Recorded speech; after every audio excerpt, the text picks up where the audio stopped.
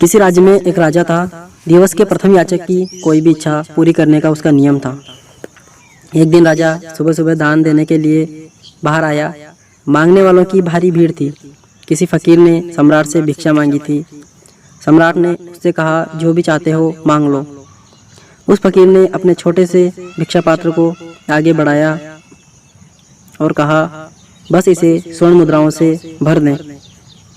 सम्राट ने सोचा, इससे सरल बात और क्या हो सकती है। लेकिन जब उस भिक्षा पात्र में स्वर्ण मुद्राएं डाली गई तो ज्ञात हुआ कि उसे भरना असंभव था। वह तो जादुई था। जितनी अधिक मुद्राएं उसमें डाली गई वह उतना ही अधिक खाली होता गया। सम्राट को दुखी देख वह फकीर बोला, न भर सके तो कह दे, मैं खाली पात्र को ही लेकर चला जाऊंगा।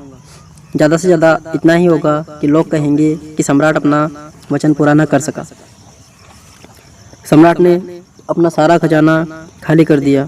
उसके पास जो कुछ भी था सभी उस पात्र में डाल दिया गया, लेकिन अद्भुत पात्र न भरा।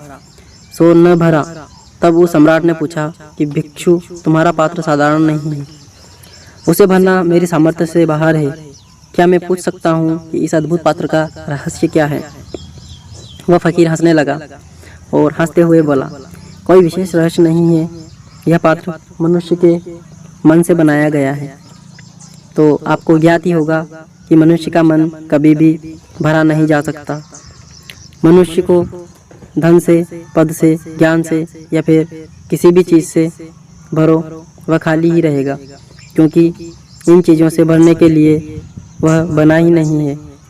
इस सत्य को न जानने के कारण ही मनुष्य जितना पाता है उतना ही दरिद्र होता जाता है। मन की इच्छाएं कुछ भी पाकर शांत नहीं होती। क्यों? क्योंकि मन तो परमात्मा को पाने के लिए बना है।